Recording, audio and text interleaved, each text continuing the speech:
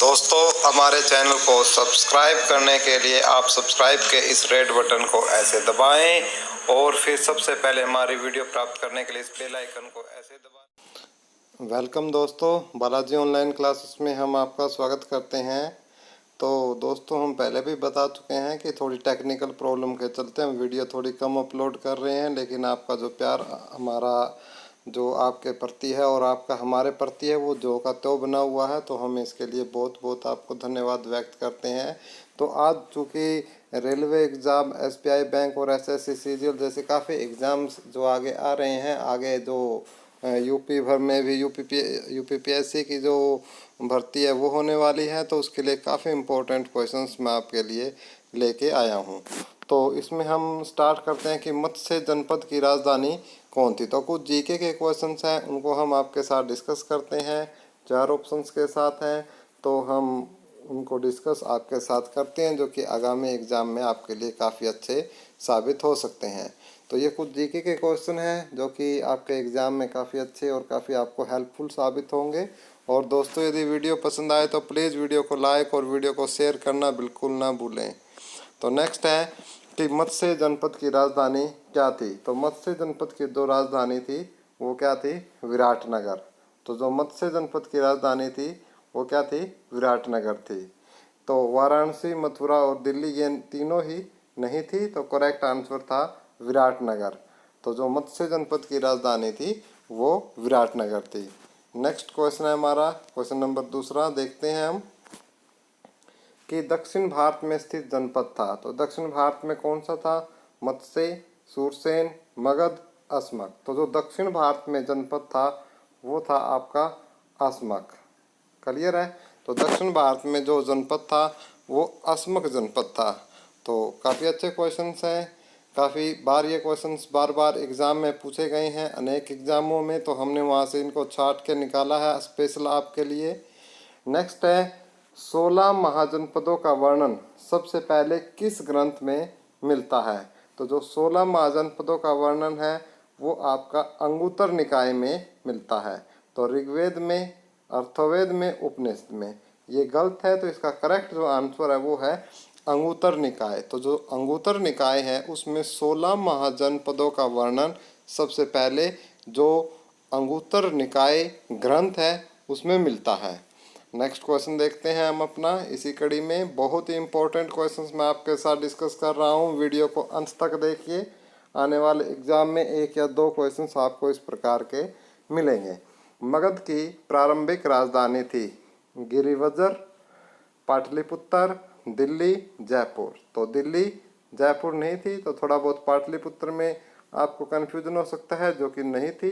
तो इसका आंसर था आपका गिरिवर्ध। जो इसका आंसर है वो हो जाएगा ऑप्शन नंबर 1, जो मगध की राजधानी थी गिरिवर्ध। नेक्स्ट है वर्तमान पाकिस्तान में कौन सा महाजनपद स्थित था। तो पाकिस्तान जो वर्तमान जो पाकिस्तान है वहाँ कौन सा जनपद स्थित था। तो अवंती, कंबोज, गांधार, कुरु। तो क्या था वहाँ पे? गांधार। तो वर्तमान पाकिस्तान में जो गांधार जनपद था वो स्थित था। कौन सा था? गांधार। जो आज का पाकिस्तान है उसमें पूछ रहा है कि कौन सा जनपद स्थित था, तो उसमें था आपका गांधार। क्लियर है? नेक्स्ट क्वेश्चन है हमारा छठा क्वेश्चन, सूरसेन महाजनपद की राजधानी कहाँ थी। तो जो सूरसेन महाजनपद की राजधानी थी वो कहाँ थी? मथुरा के अंदर थी। क्लियर है? तो महिष्मती नहीं थी, तक्षशिला नहीं थी, विराटनगर नहीं थी, तो कहाँ थी? मथुरा। तो सूरसेन महाजनपद की राजधानी कहाँ थी? मथुरा में थी। क्लियर है? हम उम्मीद करता हूँ आपको अच्छे से समझ में आ रहे होंगे। काफ़ी इंपॉर्टेंट क्वेश्चन है, हमने आपके लिए छांट के इन क्वेश्चनों को निकाला है, जो कि आगामी एग्जाम में आपके लिए काफ़ी हेल्पफुल साबित होंगे। नेक्स्ट है मगध के राजा अजातशत्रु का किसके साथ सदैव युद्ध रहा। तो जो मगध के राजा थे अजातशत्रु, उनका हमेशा जो वैशाली है उसके साथ हमेशा ही युद्ध रहा। तो मगध के राजा अजातशत्रु का वैशाली के साथ सदैव युद्ध रहा। तो कपिलवस्तु, वैशाली और कपिलवस्तु दोनों के साथ नहीं था, क्योंकि कपिलवस्तु के साथ उनका नहीं था, तो दोनों के साथ नहीं था। और किसी के साथ नहीं, तो वैशाली जो इसका करेक्ट आंसर है। तो जो मगध के राजा अजातशत्रु थे उनका हमेशा से ही युद्ध रहा वैशाली के साथ।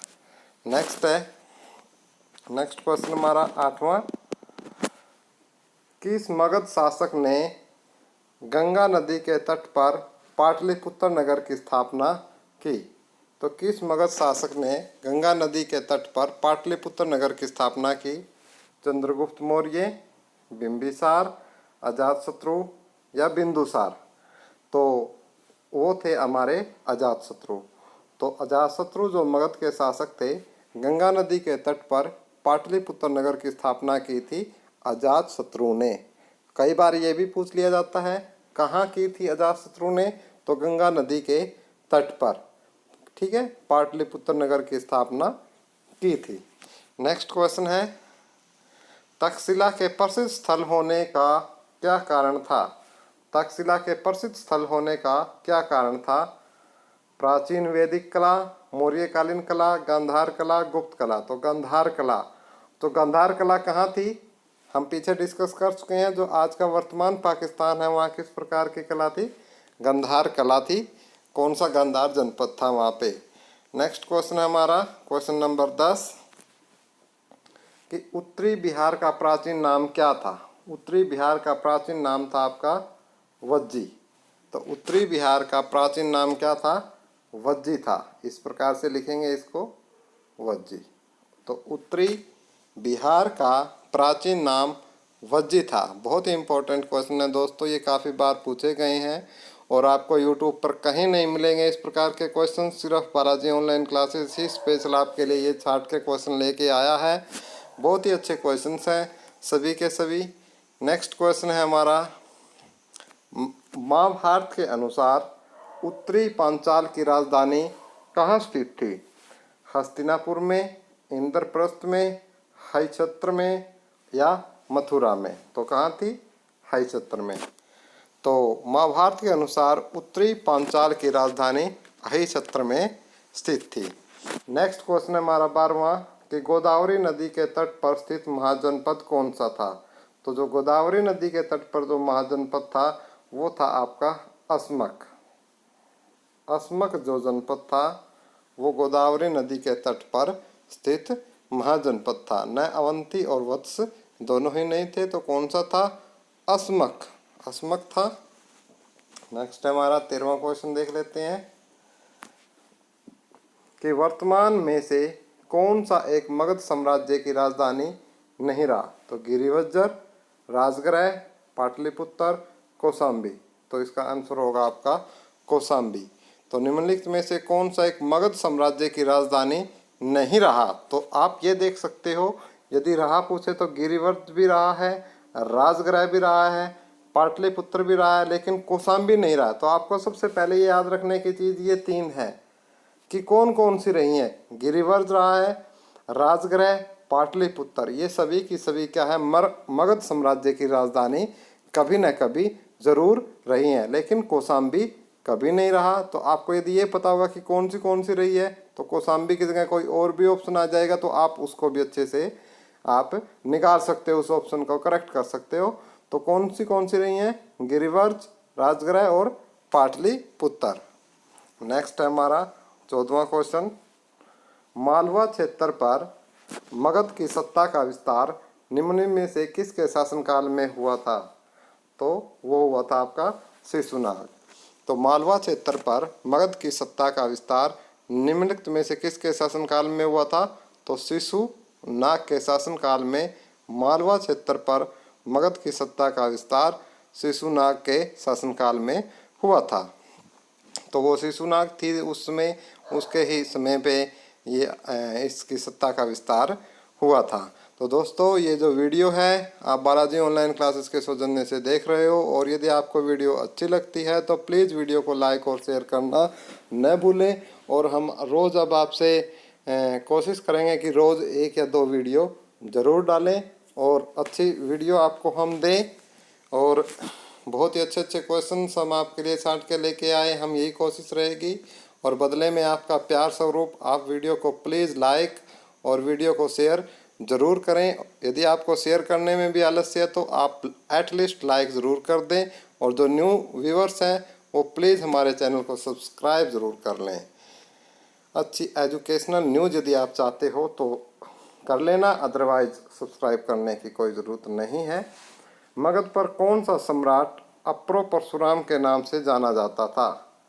मगध का कौन सा सम्राट अप्रो परशुराम के नाम से जाना जाता था? बिंदुसार, अजातशत्रु, कालाशोक या महापद्नंद? तो महापद्नंद थे जिसको अप्रो परशुराम के नाम से जाना जाता था। नेक्स्ट क्वेश्चन है, महाजनपद काल में कौशल जनपद की प्रमुख नगरी थी। कौशल जनपद की प्रमुख नगरी कौन सी थी? तो जो साकेत थी तो वो कौशल जनपद की प्रमुख नगरी थी। नेक्स्ट क्वेश्चन है हमारा 17वां क्वेश्चन है, वह कौन सा पहला भारतीय राजा था जिसने अपने आप को शक्तिशाली बनाने के लिए वैवाहिक गठजोड़ की शुरुआत की थी? तो वह कौन सा राजा था जिसने अपने आप को शक्तिशाली बनाने के लिए वैवाहिक गठजोड़ की शुरुआत की थी?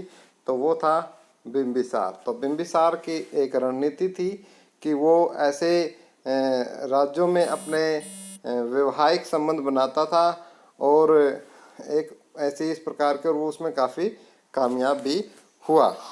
नेक्स्ट है हमारा 18वां क्वेश्चन, कि निम्नलिखित में से कौन सा प्राचीन ग्रंथ है जिसमें चंद्रगुप्त मौर्य द्वारा नंदों को उखाड़ने के संबंध उल्लेख किया गया है? तो वो है आपका मुद्राक्ष।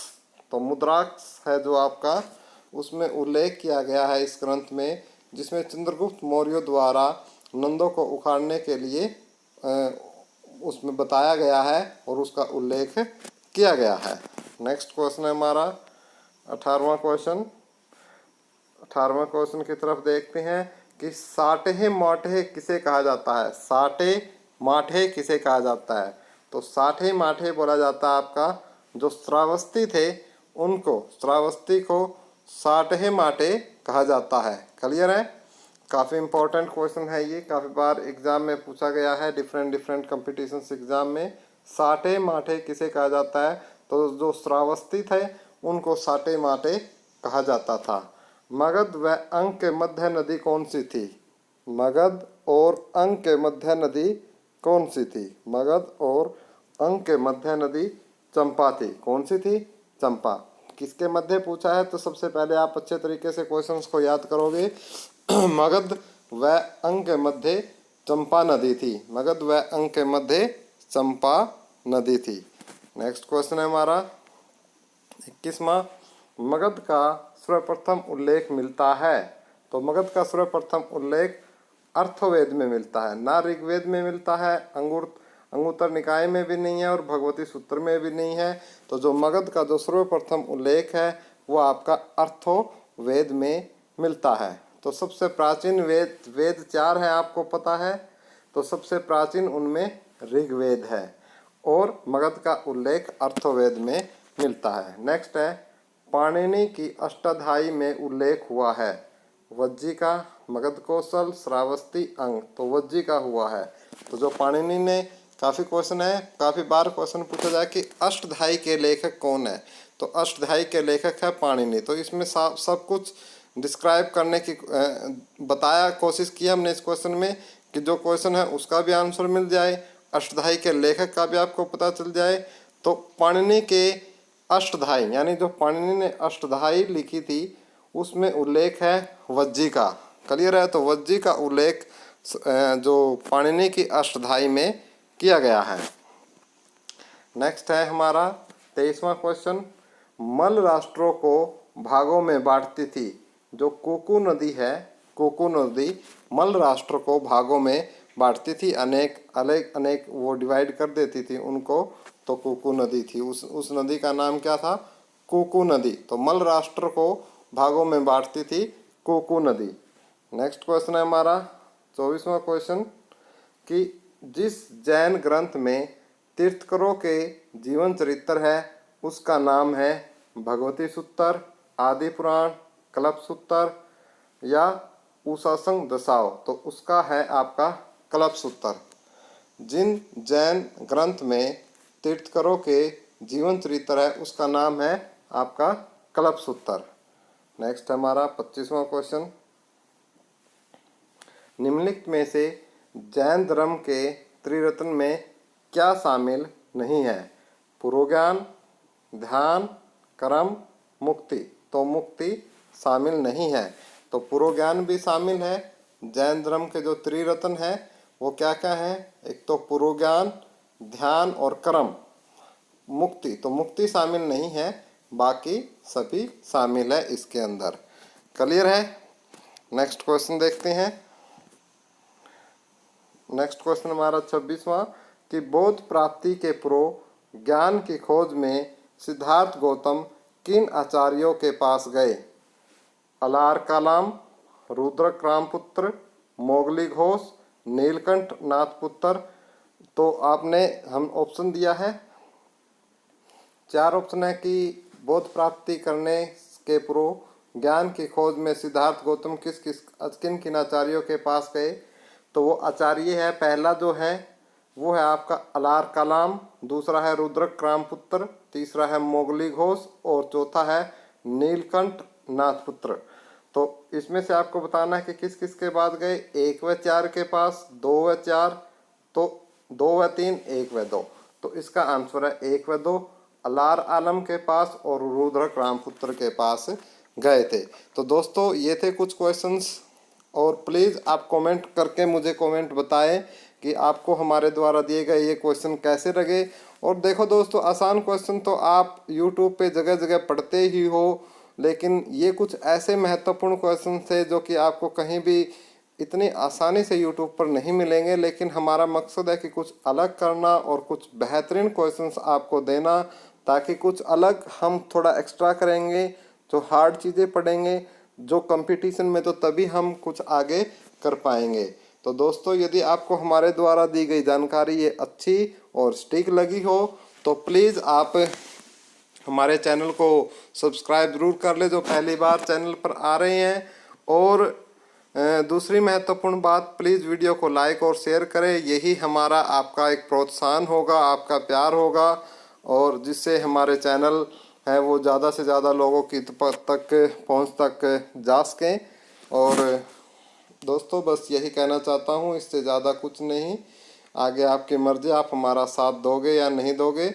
और यदि आपको इस प्रकार की वीडियो या कुछ वीडियो में कुछ त्रुटि या गलती आपको नज़र आती है तो आप कमेंट करके कमेंट में हमें बता सकते हैं, सुझाव दे सकते हैं। धन्यवाद दोस्तों, हैव ए नाइस डे।